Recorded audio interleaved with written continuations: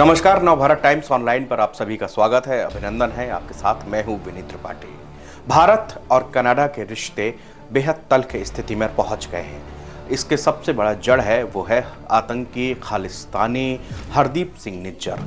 Canada का कहना है कि इस खालिस्तानी की जो हत्या हुई है उसमें भारत की खुफिया एजेंसियों का हाथ है। ये एक गंभीर आरोप है जो कि कनाडाई पीएम जस्टिन ट्रूडो ने लगाया है। एक और खबर बाहर आ रही है कि उन्होंने G20 के दौरान जब वो भारत आए हुए थे उस दौरान भी उन्होंने कई राष्ट्राध्यक्षों से इस बारे में बात कही थी कि हरदीप सिंह निज्जर की जो मौत हुई है उसमें भारत का हाथ है और तमाम दुनिया के देशों को उस पर सहयोग करना चाहिए और हमारी यानी कि कनाडा की जो मांग है वो भारत के सामने रखनी चाहिए। सूत्र ये भी बता रहे हैं कि शायद अमेरिका के प्रेसिडेंट जो बाइडेन ने इस बारे में प्रधानमंत्री से बात भी की थी, लेकिन G20 के जाने के कुछ दिन के बाद ही जस्टिन ट्रूडो ने बाकायदा इसकी घोषणा करी। उन्होंने भारत के डिप्लोमेट को वहां से सस्पेंड किया।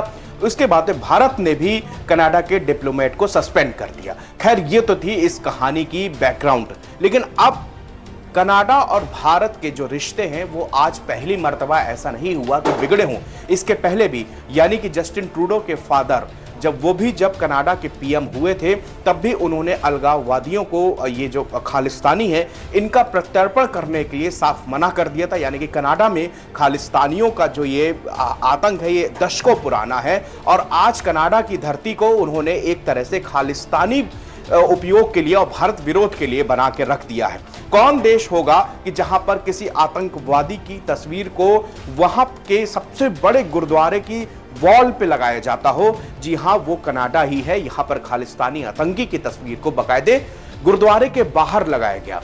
ये वो देश है जहां पर ऑपरेशन ब्लू स्टार वाले दिन, यहां पर उसकी बरसी वाले दिन खालिस्तानी भारत विरोधी नारे लगाते हैं। ये वही देश है कनाडा जहां पर बैठ के खालिस्तानी जो है इंदिरा गांधी की हत्या का जश्न मनाते हैं। खैर, अब जो ये बात है भारत और कनाडा के बीच में तल्ख रिश्तों वाली, उसकी तह पे आते हैं। दरअसल इसकी जांच के लिए फाइव आइज अलायंस की तरफ कनाडा रुख कर रहा है। अब हम बताने जा रहे हैं कि फाइव आइज अलायंस है क्या, आखिरकार कनाडा को इस अलायंस से इतना क्या हमदर्दी है और इसके बनाने के पीछे, फाइव आइज अलायंस के गठन के पीछे क्या मानसिकता थी, किस लिए इसका गठन किया गया था। जैसे आपको नाम से पता चल रहा है, फाइव आइज अलायंस यानी कि 5 आंखों का गठबंधन। अगर मैं इसको हिंदी में बताऊं, 5 आंखों का गठबंधन क्या है? दरअसल ये 5 देश हैं जिनकी खुफिया एजेंसी आपस में मिलकर काम करती है, इसीलिए इसको फाइव आइज अलायंस कहा जाता है। जिस तरह भारत में अगर हम बात करें रॉ है, पाकिस्तान में ISI है, ये इस तरह की हर देश की अपनी अपनी, जैसे FBI है, खुफिया एजेंसियां होती हैं। तो 5 देशों की खुफिया एजेंसी इसमें मिलकर काम करती है। इसमें कौन कौन से देश आते हैं? पहला बता दूं, अमेरिका, ब्रिटेन, कनाडा, न्यूजीलैंड, इसमें इस 5 देशों में ये कंट्रियां शामिल रहती हैं। अब आपको हम बताएं कि इसमें एक कंट्री का नाम मैं यहाँ पे शायद भूल गया हूँ, ऑस्ट्रेलिया भी इसी फाइव आइज अलायंस का ही एक दल है। ये इसका गठन जब हुआ था, ये हुआ था सेकेंड वर्ल्ड वॉर के दौरान। सेकेंड वर्ल्ड वॉर के दौरान जो 1939 के लिए सेकेंड वर्ल्ड वॉर स्टार्ट हुआ, उसके बाद में अमेरिका और ब्रिटेन, ये दोनों वो देश थे जहां पर आपस की दोनों देश मिलके, जो इनके खुफिया सूत्र होते थे, वो मिलते थे, बातचीत करते थे और इनका एक मोटो था। इनका मोटो ये था कि किसी भी तरह ये सेकेंड वर्ल्ड वॉर को रोका जाए, खत्म किया जाए। इसको लेकर केवल अमेरिका और ब्रिटेन सबसे पहले इस फाइव आइज अलायंस में केवल 2 देश आए थे। उसके बाद 1948 यानी कि भारत की आजादी के ठीक 1 साल बाद कनाडा भी इस फाइव आइज अलायंस जो है उसमें तीसरा देश बनाया गया। अमेरिका ब्रिटेन के बाद कनाडा वो तीसरा देश बना। इसके बाद जो देश 1956 में इसमें न्यूजीलैंड और ऑस्ट्रेलिया भी शामिल हो गया।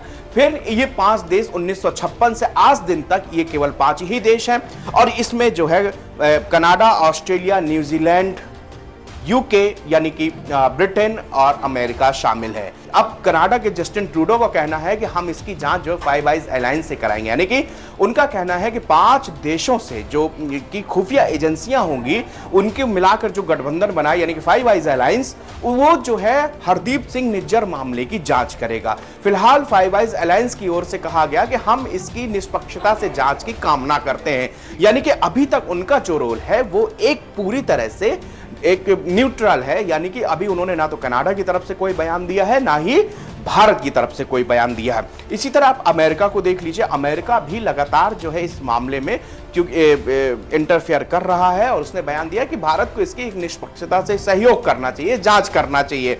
फिलहाल अमेरिका की दोगली राजनीति से हम आप सब वाकिफ हैं।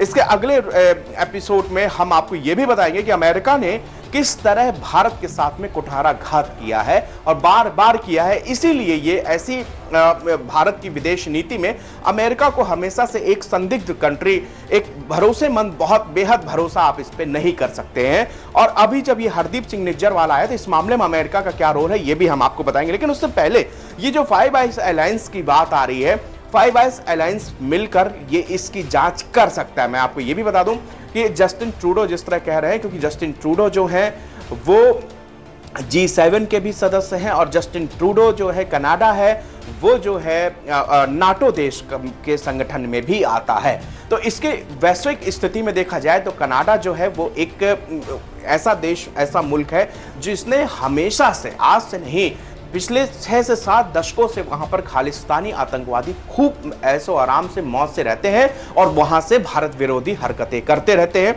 इसके तमाम उदाहरण, और इससे खुद जो है खालिस्तानी आतंकवाद से कनाडा को भी जूझना पड़ा। एयर इंडिया के एक विमान को खालिस्तानियों ने बम से उड़ा दिया था। लगभग 38 साल पहले की वो घटना थी। उसमें करीब 329 जो है नागरिक मरे थे, जिसमें 200-250 से ऊपर वो कनाडा के ही नागरिक थे। हर साल अब जस्टिन ट्रूडो की अपनी एक मजबूरी है, उनको वहां पर एक वोट बैंक है और उन्होंने जब ये दोबारा प्राइम मिनिस्टर बने थे तब उन्होंने एक बयान दिया था अपने पार्लियामेंट में। उन्होंने कहा था कि यहां पर जो भारत की संसद से ज्यादा सिख मेरी कैबिनेट में है, वहां पर 4 सिखों को पहली बार मंत्रालय सौंपे गए थे।